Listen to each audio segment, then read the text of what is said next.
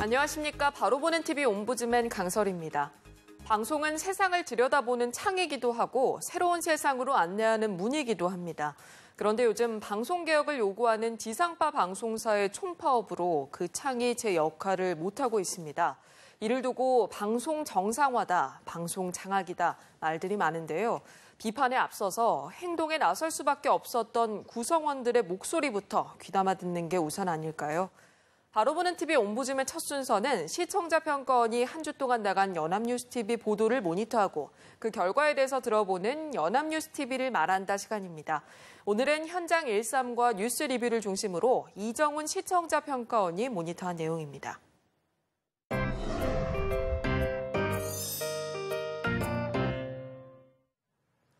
지난주 비투성이 사진으로 촉발된 부산 여중생 폭행 사건은 청소년 폭행과 처벌에 대한 사회적 논쟁을 불러왔고 북한의 6차 핵실험은 국내외적으로 엄청난 우려와 긴장을 초래했습니다.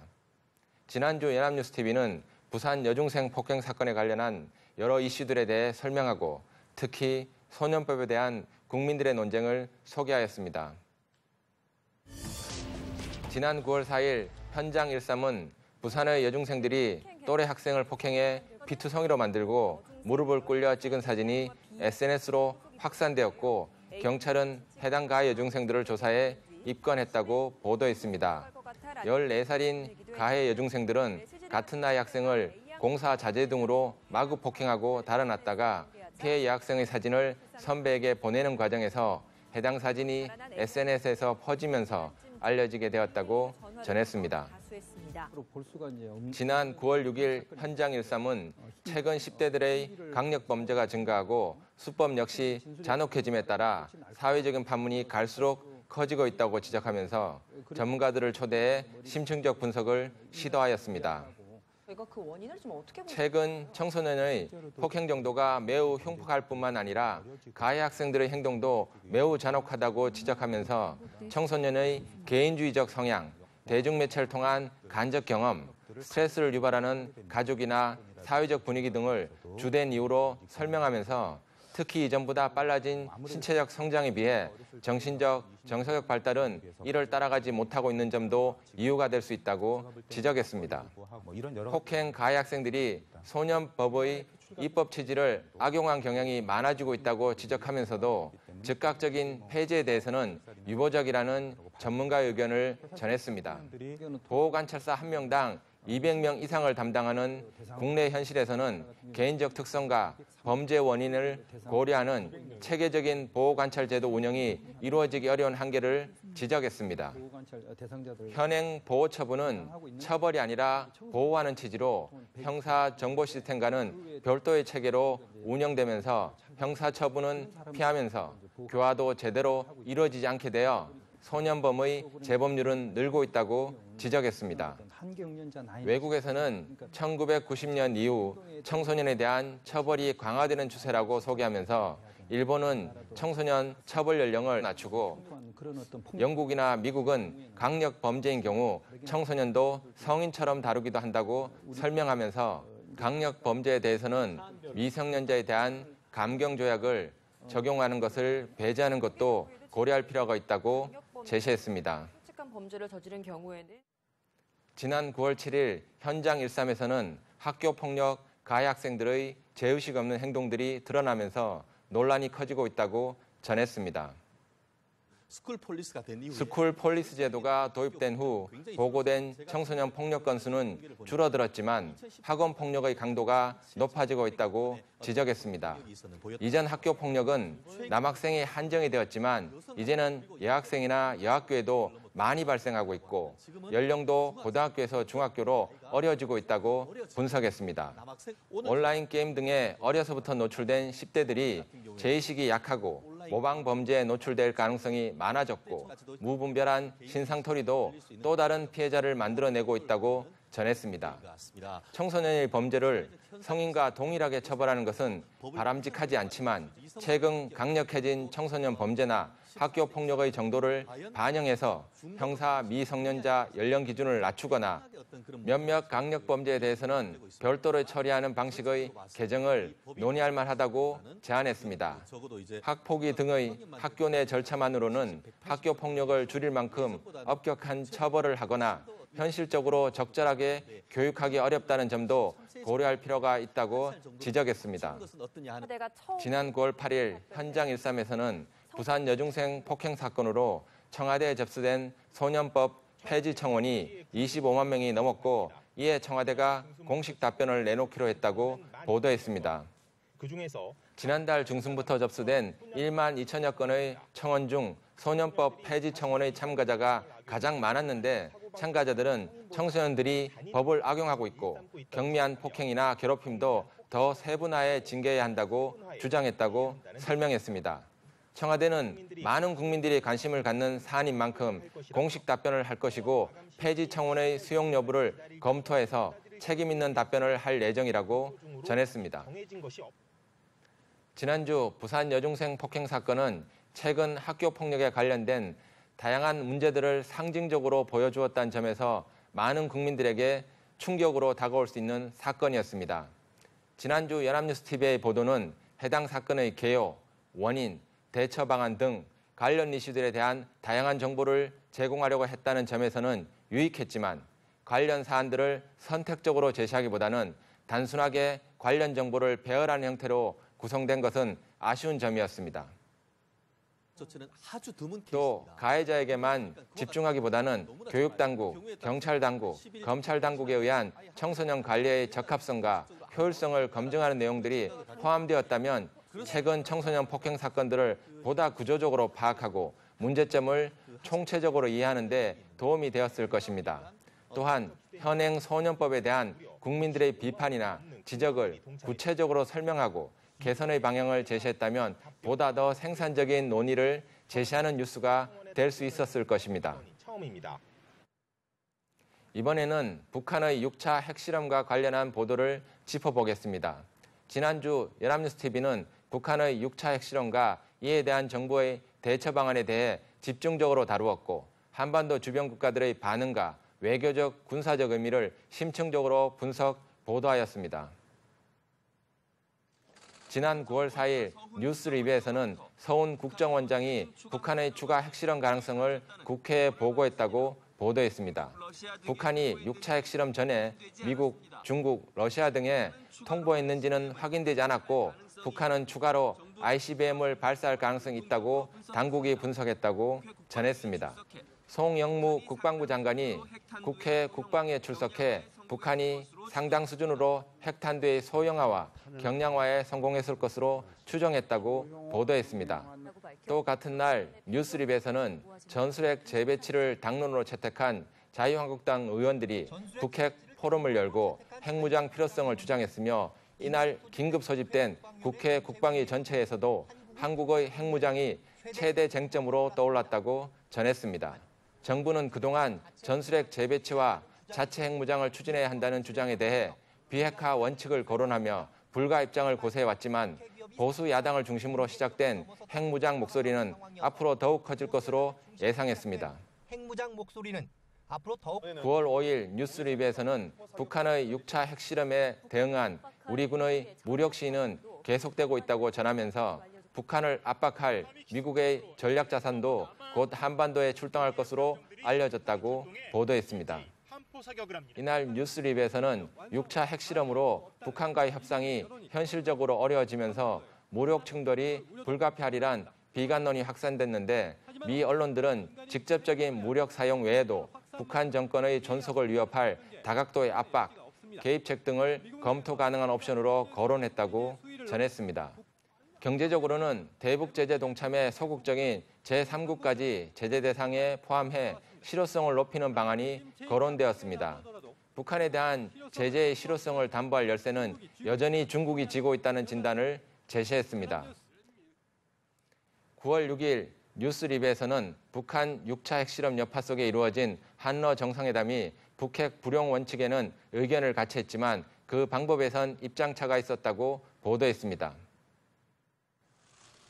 우리 정부는 북에 대한 원유 공급 중단에 대한 러시아의 협조를 요청했지만 러시아는 원유 중단 조치가 병원과 같은 민간의 피해를 입힐 수 있다는 기존 입장을 고수했다고 보도했습니다. 러시아가 추가 제재의 부정적 입장을 분명히 하면서 향후 논의 과정에서 진통이 예상되지만 북한을 대화의 장으로 끌어내야 한다는 데는 양국의 의견이 일치했다고 전했습니다. 9월 7일 뉴스립에서는 문재인 대통령이 이번 방러 기간 북한에 대한 압박 극대화에 대한 국제사회의 공감대를 얻어내는 데 주력했고 특히 북한에 대한 원유 공급 중단의 중요성을 강조하며 각국의 동참을 호소했다고 보도했습니다. 문 대통령은 순방 기간 연이은 각국 정상들 간의 회담에서 대북 압박 극대화를 위한 원유 공급 중단의 중요성을 강조했다고 전했습니다. 러시아로부터 긍정적 답변을 얻지는 못했지만 몽골, 일본은 적극 동참 의사를 밝혀 공감대 확산에 시동을 걸었다는 평가입니다. 북한의 거듭된 도발로 한반도 긴장감이 그 어느 때보다 높아진 상황에서 원유 공급 중단 등 강화된 대북 압박 조치가 현실화될 수 있을지 주목된다고 보도했습니다. 지난주 연합뉴스TV는 북한의 핵실험 이후 취해진 정부의 다양한 외교적 노력과 군사적 노력에 대해 비교적 상세하게 보도하였는데 북한의 핵실험은 단순한 국내 문제가 아니라 전 세계 안보에도 밀접한 관련이 있기 때문에 한반도를 둘러싸고 있는 국가들의 반응이나 각 국가들의 대처 방안을 확인하는 것은 북한 핵 문제의 본질을 이해하는 데 매우 적절하고 중요한 부분이라고 할 수 있습니다. 또 문재인 대통령의 적극적인 외교 노력의 사례들을 제시하는 것은 국민들의 불안감을 일정 정도 해소시킬 수 있다는 점에서 유용한 보도 형태라고 할 수 있습니다. 다만 북한 핵 문제의 정치적, 사회적, 군사적 의미를 보다 다양한 맥락 속에서 설명할 수 있었다면 시청자들이 북한 핵 문제에 대한 해결책을 보다 다양한 관점에서 탐색하고 논의할 수 있었을 것입니다.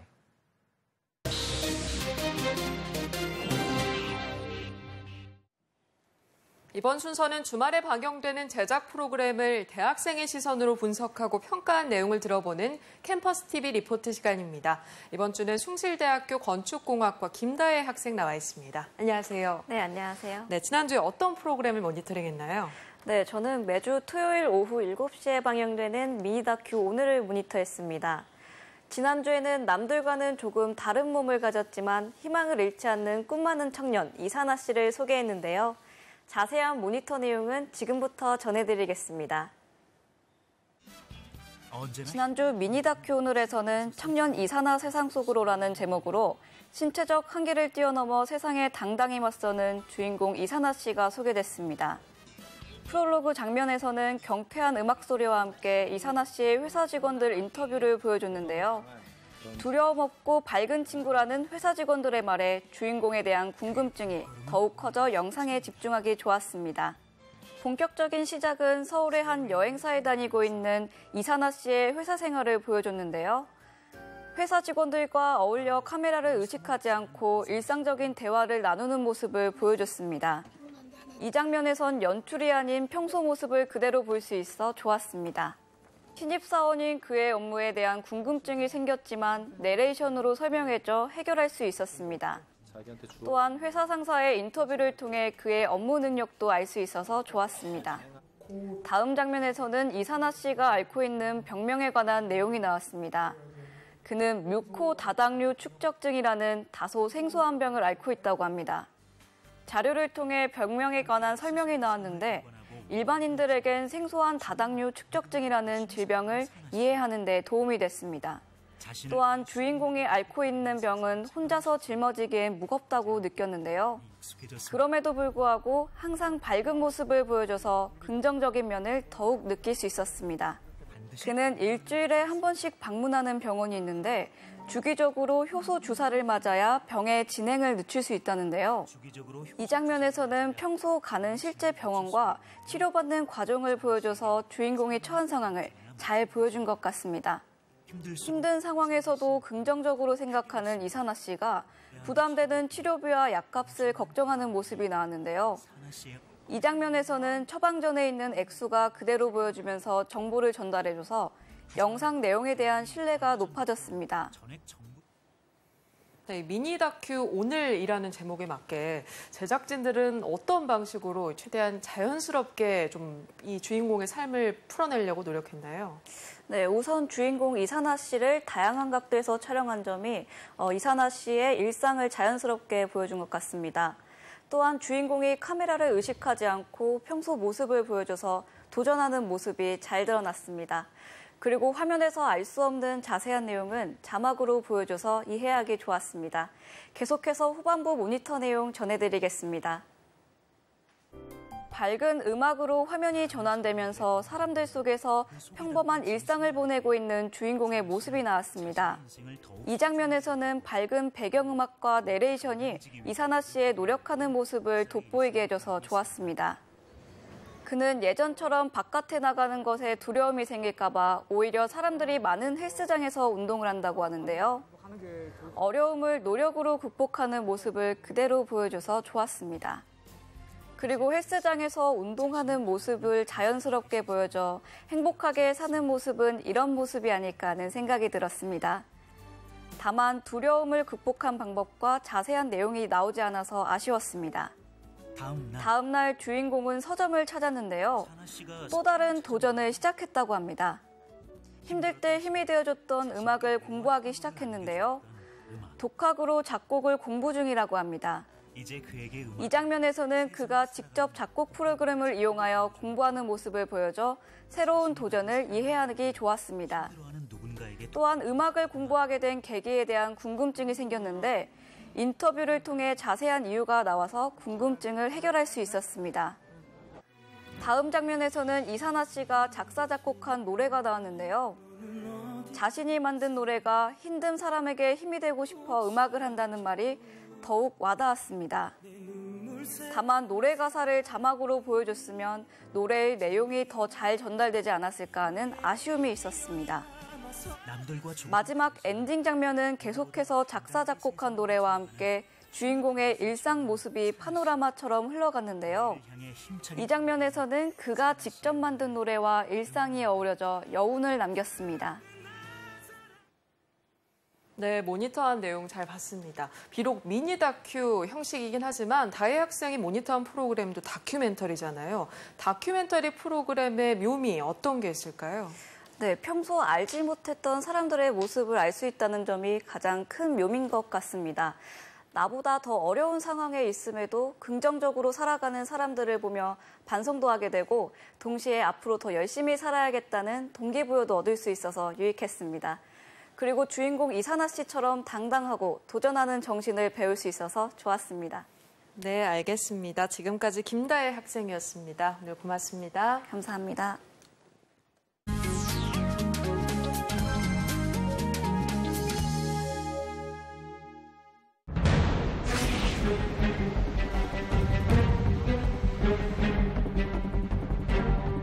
우리 국민의 생명과 안전을 보호하기 위한 조치의 일환으로 주한미군 사드 체계 잔여 발사대 4기를 오늘 임시 배치하였습니다.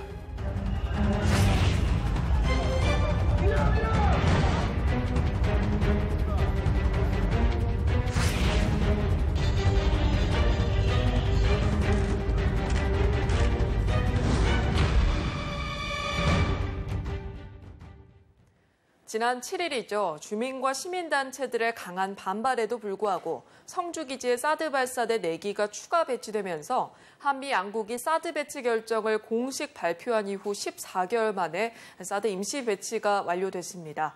북한의 미사일 발사와 핵실험에 따른 한반도 안보 불안을 해소하기 위한 우리 정부의 어쩔 수 없는 결정이었음에도 불구하고 대내외적으로 논란은 계속될 것으로 보이는데요. 오늘 TV와 비평에서는 사드 발사대 배치와 언론 보도에 대해서 자세한 이야기 나눠보겠습니다. 지방행정교육원 미디어 커뮤니케이션 교수 김진숙 교수 나와 있습니다. 안녕하세요. 네, 안녕하세요. 네, 지난 7일에 이제 임시 배치가 완료됐습니다. 네. 국내에서도 찬반 논쟁이 좀 뜨겁고 중국과의 외교 갈등도 좀 뜨거워지는 모습인데요. 언론은 사드 배치에 대해서 어떻게 다루고 있습니까? 네, 그동안 정말 그 논란의 중심에 있었던 사드 임시 배치가 완료가 됐습니다. 우선 정치권의 반응부터 이제 엇갈렸는데요. 보수 야당은 환영의 뜻을 밝혔고 정부와 여당은 불가피한 조치였다는 점을 이제 강조했습니다. 민주당은 임시 배치라고 이제 주장하고 있지만 지지층의 반발 여론도 만만치는 않습니다. 여기에 중국의 경제 보복 가능성이 다시 제기되고 있는 상황이어서 언론의 다양한 해석이 주목됩니다. 우선 보수 언론의 반응부터 살펴보면 동아일보의 경우 되풀이하지 말아야 할 사드 국력 소모전이라는 사설을 통해서 사드 배치에 소극적이었던 문재인 정부가 입장을 바꿔서 배치를 단행한 것은 평가할 만하다라고 치켜 세웠습니다. 중앙일보는 성주 주민들의 완전한 동의를 얻지 못한 채 사드를 전격 배치한 것은 유감이지만 북핵 위협이 코앞에 닥친 비상 상황임을 고려할 때 불가피한 선택이었을 거라고 이제 지지 의사를 밝혔습니다. 그러면서 현재 북한 미사일에 대한 수도권 방어가 이제 취약하기 때문에 하루빨리 수도권을 방어할 수 있는 사드 추가 배치 등 대책을 마련해야 한다고 지적했습니다. 이에 반해서 이제 진보 언론의 반응은 정반대로 엇갈렸습니다. 한겨레 신문은 사드에 반대하는 주민을 설득하겠다더니 한밤에 기습작전을 벌이듯 사드를 배치한 것은 옳지 않다면서 문재인 대통령의 갑작스러운 태도 변화를 지적하며 이제 비판의 수위를 좀 높였습니다. 경향신문 역시 정부가 전략 부재로 중심을 잃더니 기어코 사드 배치를 강행했다면서 비판했는데요. 특히 이제 사드의 전략적 효용성이 확인된 바 없다는 것을 지적하면서 유사시에 북한의 공격에 가장 취약한 수도권을 방어할 수 없다는 점을 예로 들었습니다. 중앙일보의 지적과는 이제 같은 것을 지적했지만 방향은 완전 다른 것이죠. 한국일보는 다소 이제 객관적인 평가를 내놓았는데요. 당초 정부가 환경영향평가 등의 절차를 거쳐서 사드 배치를 완료할 방침이었지만 그러려면 이제 1년 이상이 걸리는데 최근 북한이 잇따라 미사일과 핵실험을 감행하자 불가피하게 임시 배치 형식으로 사드를 앞당길 수밖에 없었던 것으로 보인다면서 이제 그 배경을 설명했습니다. 단순한 군사무기 배치라고 볼 수도 있지만 사실 주변국들과 여러 가지가 엮여있기 때문에 영향력이 상당하잖아요. 네. 주변국들이 어떻게 언론 보도를 하는지 또 우리나라와의 차이점은 어떤 건지도 궁금합니다. 네, 이제 사드 배치 소식이 알려지자 이제 중국의 주요 매체들이 이제 비난 보도를 잇따라 쏟아냈습니다. 특히 이제 환구15의 논평이 크게 문제가 됐는데요. 사드가 북한의 핵처럼 악성 종양이 될 것이라고 지적했습니다. 또 사드 배치를 지지하는 한국의 보수주의자들이 김치만 먹어서 이제 멍청한 것이 아니냐면서 이제 상식적으로 납득이 가지 않는 표현을 써가면서 비난의 수위를 높였습니다.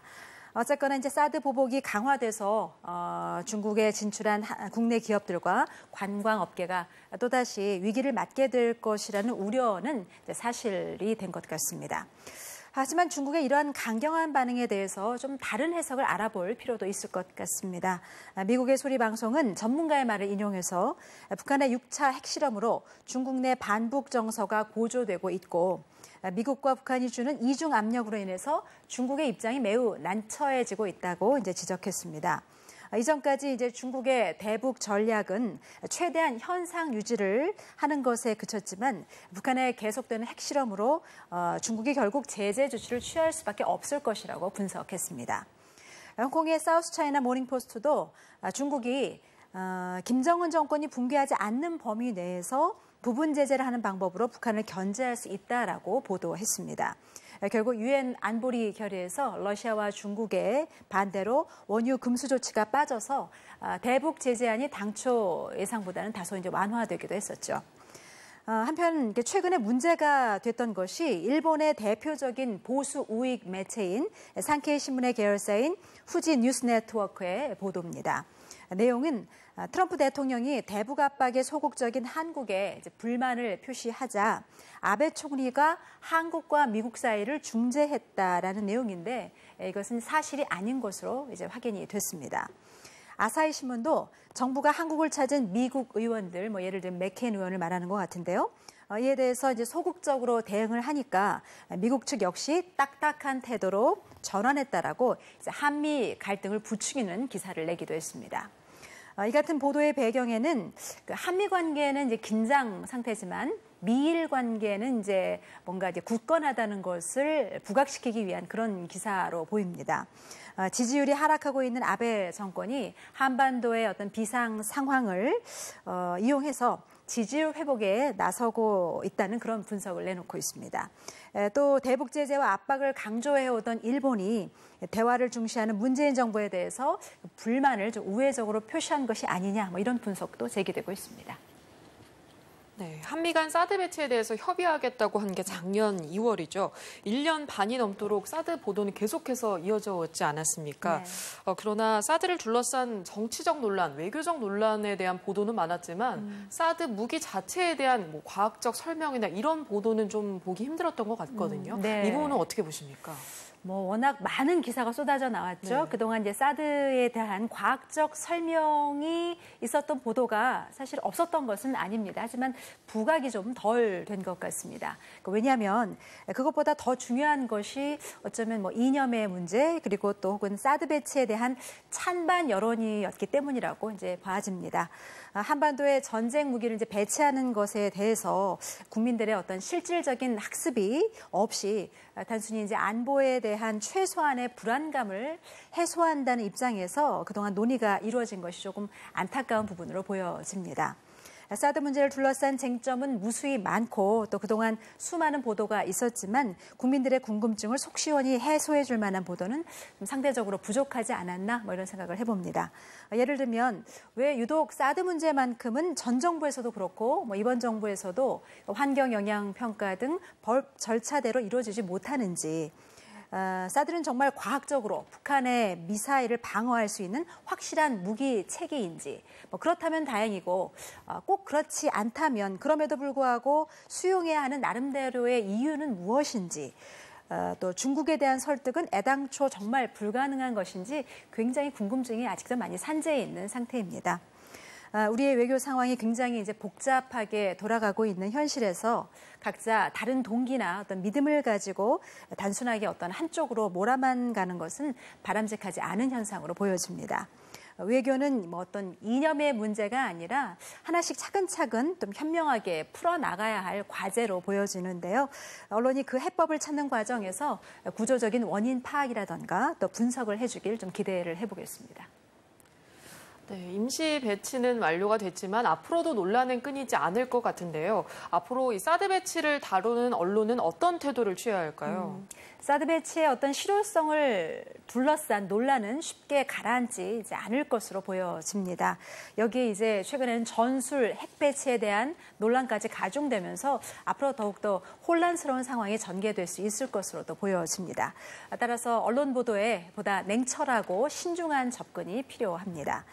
한반도를 둘러싸고 이제 주변국들은 각자 나름대로의 해석을 가지고 접근하고 있는데 당사자인 우리가 제자리에 머물러 있어서는 안 될 것입니다.